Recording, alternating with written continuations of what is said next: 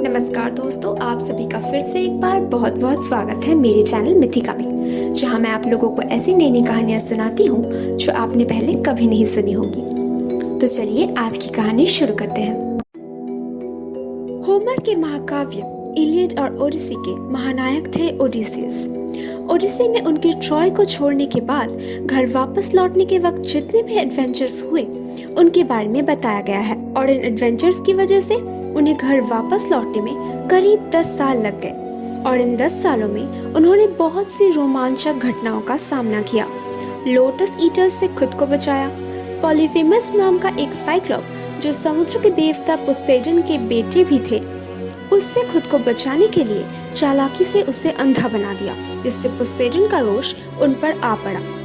फिर जब वो एलिस के द्वीप पर आए, हवा के देवता ने उन्हें एक थैली दिया जिसमें पूरी दुनिया की हवा भरी हुई थी, ताकि उसकी मदद से वो अपने घर इथाका वापस जा सके। वो लोग इथाका पहुंचने ही वाले थे जब उनके 2 नाविकों ने उस थैली के अंदर क्या है देखने के लिए उसे खोल दिया। उस वक्त ओडिसियस सो रहे थे और देखते ही देखते उनके जहाज में तूफान आ गिरी और वो इथाका से बहुत दूर चले गए। इसके बाद उन्होंने लैस्ट्रिगोनियंस का सामना किया। वो विशाल दैत्य थे जो इंसानों को खा जाते थे। उनसे खुद को बचाने के बाद वो सर्सी के द्वीप पर आ पहुंचे, जहां से देवता हर्मेस की मदद से वो बच निकले, और फिर वहां से वो अंडरवर्ल्ड गए एक अंधे प्रॉफिट टायरेसियस से सलाह मांगने, जो मर चुके थे। फिर उन्होंने समुद्र में साइरन्स और उनकी जादुई आवाज का सामना किया।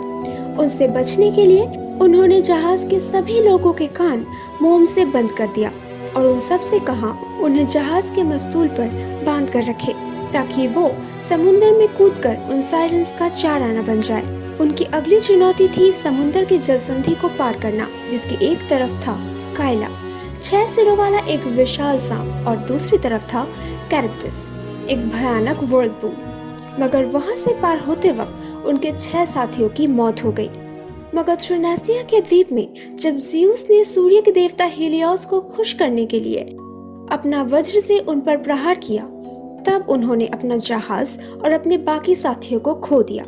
इसके बाद ओडिसियस ने अपने आप को ओजिजिया के द्वीप में पाया, जहां उन्होंने देवी कैलिप्सो के साथ 7 साल बिताया, क्योंकि वो उनके प्यार में पड़ गई थी। मगर वहां से भी वो देवता हर्मेस की मदद से एक छोटी सी नाव बनाकर बच निकले।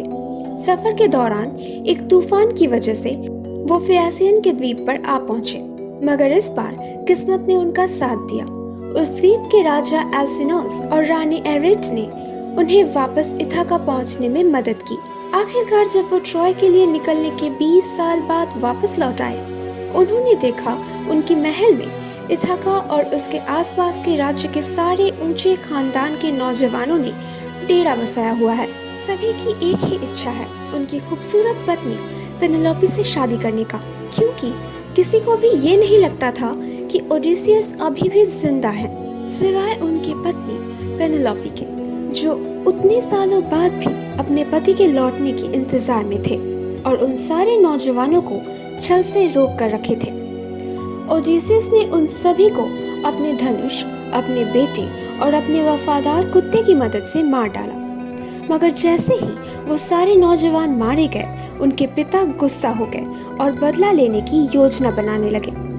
आखिरकार युद्ध और ज्ञान की देवी अथीना इथाका में शांति ले आई और ओडिसियस और पेनेलोपी फिर से एक होकर खुशी खुशी रहने लगे। तो दोस्तों, कैसी लगी आप लोगों को आज की कहानी? अगर अच्छी लगी हो तो प्लीज इसे लाइक कर दीजिए। नीचे कमेंट सेक्शन में लिखकर जरूर बताइएगा कि आप लोगों को कैसा लगा, और प्लीज प्लीज प्लीज मेरे चैनल को सब्सक्राइब कर दीजिए, और हाँ, अपने दोस्तों के साथ शेयर करना बिल्कुल मत भूलना। मैं आप लोगों से मिलूंगी अगले हफ्ते एक और नई कहानी के साथ।